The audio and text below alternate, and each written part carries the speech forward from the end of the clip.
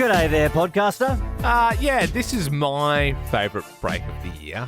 I'm not necessarily saying it's the best. It's just when I thought back, I was like, oh, I remember that being pretty fun. And to be honest, I haven't listened back to it since the time, but I remember it being pretty decent. Okay. It was when there was that tobacconist that was in hot water for branding the whole front of the store, like Spongebob. Oh, yeah. Oh, yeah. And so they were saying like, oh, that's bad because it's obviously like advertising to kids. Yes. And then we made this ad for like a SpongeBob tobacconist. But it's one of the only times that like I do some of the voices in it, but then there's also we've used AI. That's right. So and I just thought it was cool because I was like, you just wouldn't have been able to do that a couple of years ago. Yeah.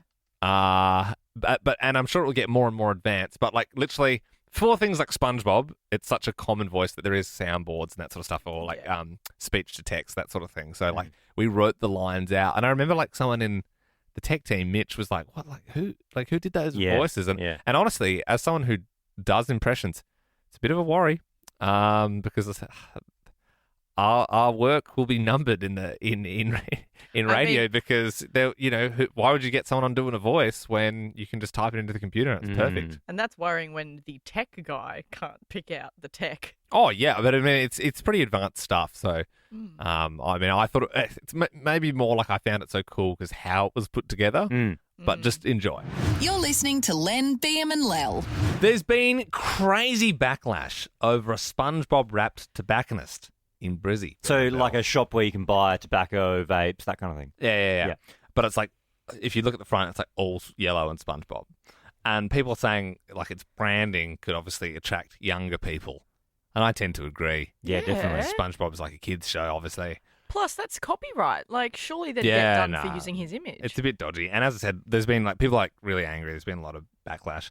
And I agree with them. And then I saw this today and I was like, man, are you for real? Like, just when you thought it couldn't get any worse, this other tobacconist in Perth, they've released this shocking ad.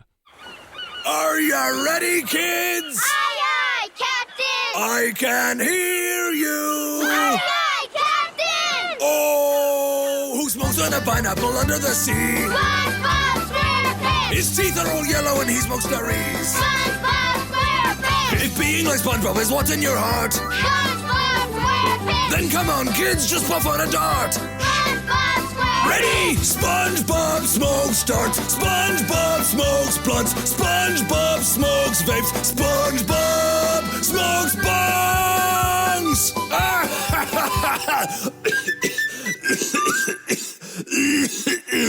I've really got to quit these things.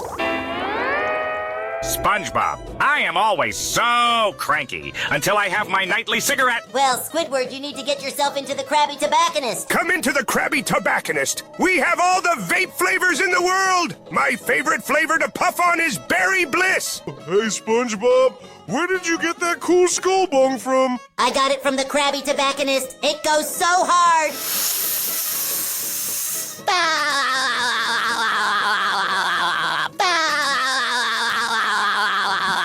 2 hours later.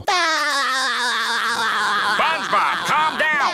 Mark my words, I will get my hands on Mr. Krabs' recipe for Krabby Snooze. Pipe down plankton, old chap. Here, puff on one of these. Oh, don't be a pinhead. Come into the Krabby Tobacconist on High Street. Open 7 days.